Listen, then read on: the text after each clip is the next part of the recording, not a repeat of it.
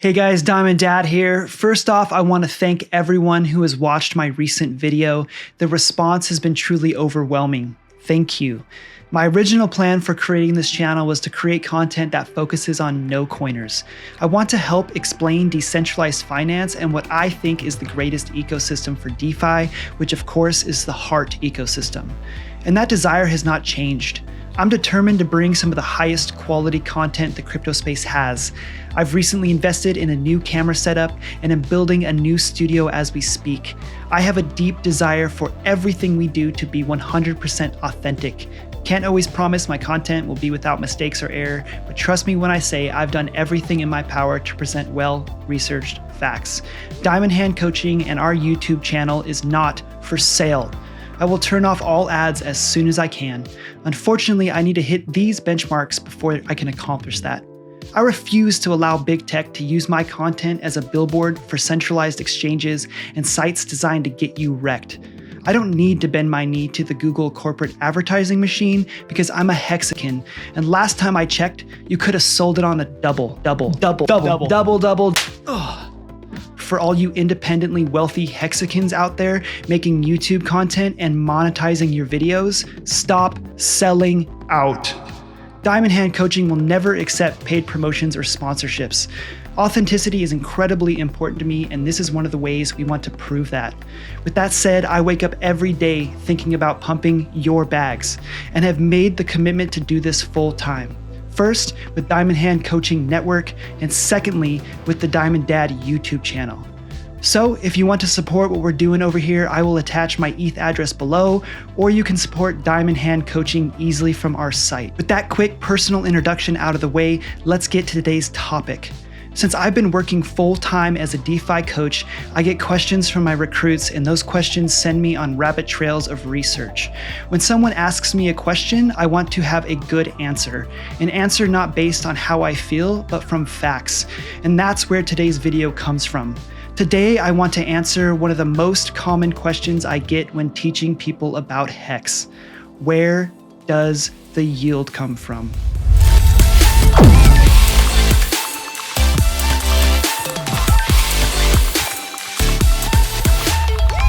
All right, what's up guys? Let's take a closer look at how Hex gets its yield. I also just got done editing that intro and I realized I came off so hot. So you're welcome. Sometimes I can get a little passionate. So how does Hex pay its rewards, or how does Hex pay its yield? The short answer, it prints Hex out of thin air and it gives it to you. The long answer is it's complicated. In order to truly understand where the yield comes from, we need to first understand three terms: interest, yield, and inflation. Interest. Interest is the monetary charge for the privilege of borrowing money, typically expressed as annual percentage rate, APR. Interest is the amount of money a lender or financial institution receives for lending out money. Interest is the compensation received from lending money. This is incredibly important to define because interest is one of the most common ways banks earn money. Interest rates are set by the Federal Reserve and have a direct impact on the economy. The big idea here is that the term interest is reserved for the monetization of lending money. Yield refers to the earnings generated and realized on investment over a particular period of time, often expressed as annual percentage yield. This can include interest and other things. Inflation. This is where things can get interesting, and this is where I really started to get in the weeds. So what's important to understand is there's actually two types of inflation, and these two types of inflation are monetary inflation. Refers to the sustained increase in the money supply of a country. Monetary inflation is just printing money out of thin air. Price inflation. Price inflation, which is a rise in the general level of prices of goods and services. It's important to understand that although monetary inflation, just the printing of money, does lead to price inflation, there is another trick employed by the Fed that is far more dangerous. That's fractional reserve banking, and this really never gets talked about. So we have to get these categories right in order to understand Hex, and this is why we're going over this. So how does fractional reserve banking work? Fractional reserve lending. If you didn't know, that this is what's happening in the US economy with the Federal Reserve. Obviously, it's much more complicated than this, but I'm just trying to boil it down and just hash it out quickly. Step 1, the President of the United States. President. What's that word? Hey, by the way, I'm probably going to have like spelling errors all over this thing. I'm just going to tell you right now, I am a good visual artist and I'm very charismatic and I suck at spelling and writing. So I got a bunch of feedback from my other video that people were like, hey, you misspelled this word. And I'm like, yeah, there is at least a 100% chance that I misspelled something. So that's where we're at. Step 1, the President of the United States requests funding from the Federal Reserve. The Fed then approves that funding in the form of a loan. This loan is backed by nothing except the promise that the U.S. government will pay interest on the loan and may one day pay off the loan. Step 2, the Fed charges the U.S. government interest on the loan. Because it's free money, they can place any arbitrary interest rate they like. Usually it's very small, but hey, it's a win-win. The Fed gets paid interest for their loan and the U.S. government gets their money. Plus, the U.S. government tends to loan a lot of money. And even a little interest rate is a lot of money. Fractional reserve banking, step number 3. The Fed holds these loans in their reserves and acts as the bank for the U.S. government. They are required by their own rules to loan up to 90% of their reserves.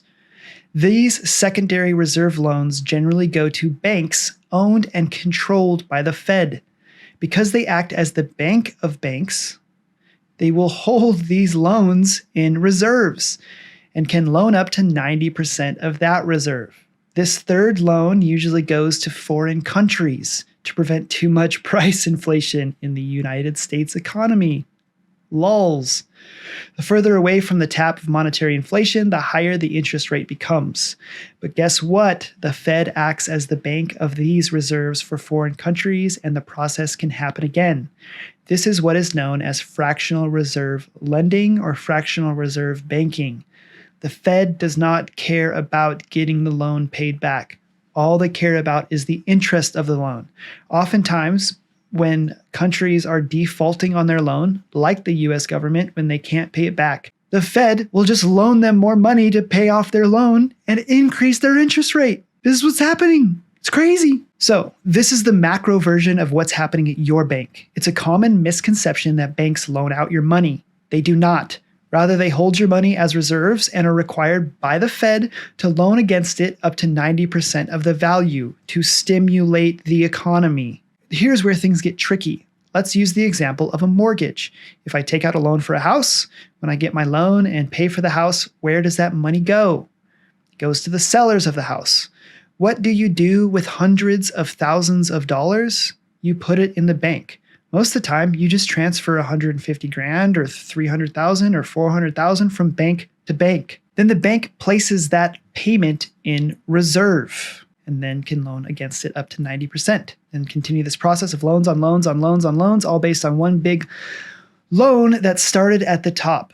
This is where we run into that ugly little term no one likes, price inflation. Because not only do we have monetary inflation where the Fed first prints the money, they then chop that money into smaller and smaller and smaller and smaller and smaller pieces over time that the percentage of that loan actually can increase. 90%. 90%, 90% of that, 90%, 90% of that, 90% until there's no more loan left. Currently, we are experiencing some of the worst price inflation in the history of our country, but it's important to understand why. It's not just because of monetary inflation. It's because the people who control monetary inflation are corrupt. The Federal Reserve is not a government office. It's a private banking cartel with no regulating authority. They are motivated by one thing: interest. Interest equals money, and money equals power. The central banks and the Federal Reserve control the money, and because of this, they control the world. If you didn't know this, it's time to wake up. Redeeming inflation. So what does this have to do with Hex?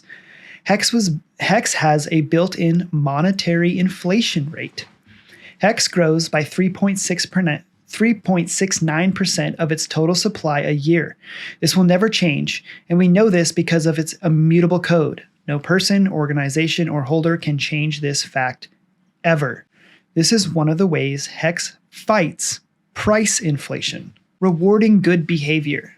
So how do we, as normal users, get a piece of this inflation? Okay, because us as users of the fiat system, we're so far away from the tap of inflation that we don't actually gain any benefits inflation. We only gain the non-benefits, the problems, whatever the heck it is, whatever the opposite of benefit is. We gain the problems of inflation, which is price inflation, which is the hidden tax of price inflation. I mean, I literally just went to go buy a loaf of bread for my wife. I never go to the store. Like, I never go there because it's like, I don't know where anything is. I literally spend it and end up calling my wife and I'm like, babe, where's the bread? So anyway, I went to buy a loaf of bread and it was $4.50. So how do we get a piece of Hex monetary inflation? It's very simple. You prove to the network that you are willing to commit to the growth and flourishing of all involved. See, cryptocurrencies go up and down in value on one simple principle. The more people committing to the network, the higher the price. The less people, the lower the price. I have a video on this called The Network Effect. I'll link it here. Hex offers access to its monetary inflation by rewarding good behavior. You can lock up your Hex, preventing you from selling and leaving the network for a designated amount of time. Sorry if that's weird. I mean, itching my nose. You can lock up your Hex, preventing you from selling and leaving the network for a designated amount of time. The longer you commit to not selling your Hex, the more you're rewarded. It's a self-governed system that rewards users who are willing to act in the best interest of the system. Think about it. If your investments are locked up in a network for 10 years, will you not work for the growth and benefit of that network for at least that long? And if the rewards are good, why leave after 10 years? Hex removes the corruption of the Federal Reserve by locking in the monetary inflation rate, then gives it to those who are willing to commit to the benefit of the network. So, what's the math? How does Hex reward those who act in the best interest of the contract? It's really quite simple. First step is you have a crypto wallet, and in that crypto wallet, you have to have Hex. Okay, that is the first step. You must buy Hex. The second step is, if you want, you don't have to, you can take that Hex and you can lock it up from anywhere between 1 to 15 years.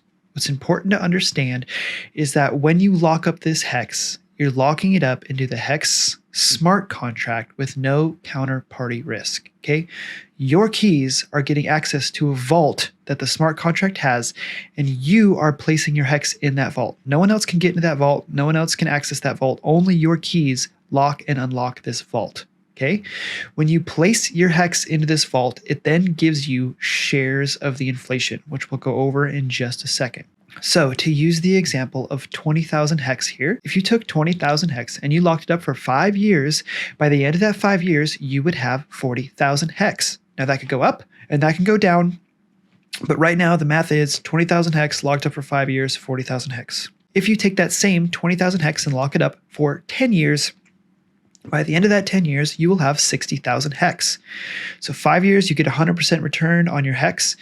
On 10 years, you get a 200% return on your Hex. Interesting thing to note, if you take that 20,000 Hex and you lock it up for 5 years, Hex could go down in price 100% and you'd still break even. If you take that same 20,000 Hex and lock it up for 10 years, Hex could go down in price 200% and you would still break even. The smart contract of Hex rewards you with more Hex the longer you lock it up. This is designed to reward those who act in the best interest of the system. The value of your Hex is determined by the open market. Nobody knows what the value of this Hex is going to be when you actually can get to it. All we can use is projections. So a few new terms that we need to understand before moving forward. T-share. A T-share, or 1 trillion shares, represents your share of the inflation. T-shares cost a fixed amount and are coded to increase in value over time. You get a share by locking up the cost of your share in Hex. Right now, 1 T-share costs around 20,000 Hex, but you gain extra shares with time, with max 200% bonus at 10 years. B-share. If you can't afford a full T-share, the system instead gives you a B-share, which represents 1 billion shares of the inflation. The system is designed to reward early adopters and long-term investors. So how do you get a piece of that inflation? We mentioned before that every year, Hex inflates by 3.69%. Okay, right now, this is rounding numbers, but right now the supply of Hex is about 578 billion. Okay, 3.69% of that is about 2 billion. Okay, every year, this is put into a reward pool that stakers can access. When you lock up your Hex, you trade it for shares of the annual inflation. This is how you mint your own rewards. The longer you commit to locking up your Hex, the better bonuses you receive, and the more of the inflation you get. If I was the only person that was staking just the Diamond Dad and his T-shares attached to the inflation pool, in 1 year, my T-shares would earn $2,100,000,000. Unfortunately, there's a lot more people than just me that have T-shares. There's a lot more people in the system with B shares. Some people have thousands of T-shares. Some people have 1 T-share. Some people only have B shares. That's okay. So what does this mean for straight up dinero, fiat? So I go to this site called hexcalc.net. This is a staking calculator that runs numbers and uses past performance and all this kind of stuff. So we started a stake at the Hex price of 0.195, which is about right now. We're getting a little pump. Then ended the stake after 10 years, and the price of Hex is still 19.5. Okay, so we have gone officially sideways for 10 years. Starting at the top highlighted mark, we started with 20,000 Hex using our example from before. It's about $3,924. The longer pays better bonus is going to get us an extra 40,000. Okay, so by the end of our stake, we are going to have 60,000 Hex. Our principal was about $4,000. But in inflation rewards, we have earned an extra 75K in Hex, which equals almost 15 grand of money printed out of thin air. So Hex price could go sideways for the next 10 years, and Hex is still going to get better returns than anything on planet Earth. This chart is the regression rainbow that you can find in a lookintohex.com. Okay, this chart was made by one of the smartest and might quite possibly the best looking hexagon out there. His name's Gerardo. This is basically just a trend line Hex has been following for the last 2 years. If we trade within this band, which we have been, so we might go below, we might not trade into it. All this is projections. But if we trade close to this band, by the end of this year, Hex will be around $4. If we continue in this band for another year, Hex will be around $140. Now, this is Hex price on top of staking rewards. And this is what's really important to understand. This is another chart from Gerardo, my man. You can find this in lookintohex.com. This is ROI from launch, comparing Hex against the 2 blue chip cryptos, which is Bitcoin and Ethereum. Ethereum green, Bitcoin blue, Hex pink. What this is if you invested in all 3 of these coins on day 1, your lifetime ROI compared to these other coins. Hex has been a better investment from day 1 until now than both of these coins. So Hex is on trajectory to outperform Bitcoin and Ethereum long term. Only a projection, but things are looking good. So we're taking the exact same stake that we did before, which is 20,000 Hex, but we started the stake at the Hex price of 19.5, and we ended the stake after 10 years at the Hex price of $10. Okay, that's conservative, I think, but over the last 10 years, Hex went from 19 cents to $10. That same exact stake is now worth almost $1 million. 744,000 of that is your inflation rewards. This is why Hex is so good, because you're placing it in something that will get guaranteed rewards. Okay? Price doesn't have to go up. Price could stay even for the next 10 years, and it's still a better investment than anywhere you could find. But there's a chance that the Hex price could go up. And I'm just going to be straight up with you guys. I think $10 is conservative, but we don't know. It could be less than that. Understand that if the Hex price is still at 20 cents in 10 to 15 years from now, there's still going to be a lot of very happy Hexicans, because where else are you going to put your money? Roth IRAs are under 2%. High risk bonds and high risk stocks are under 4%. Hex is designed to replace traditional legacy finance, traditional IRAs, traditional long-term investment tools, and this is why. In closing, let's look at interest. The third and final way Hex improves on an old system is by completely removing interest from the equation. There's no way within the smart contract of Hex to loan or get rewarded for loaning out your Hex. In my humble opinion, interest motivates bad behavior. Look at what it's done to the banking cartel that is known as the Federal Reserve. The free market is dying, price inflation is at an all-time high, and the ploy to control your money is more obvious than ever. This is because the Fed is afraid. The financial reformation is here.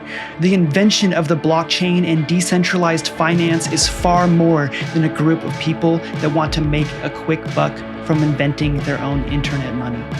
This is the birth of something greater. When we invest in DeFi, we're not just attempting to grow our portfolio, but we are making a statement. A statement that says we, the people, are sick of the banking cartel's corruption. We are proclaiming with our wallets that we are not going to participate with their game of fractional reserve banking. We are functionally breaking the chain of loans on loans by removing our money from the banks and placing it into a network of like-minded people gathered around a shared goal. The goal of breaking the grip the banking cartels have around our throats. Until next time, I would encourage you to continue to upgrade your gray matter, because one day it may matter. The Diamond Dad is signing off.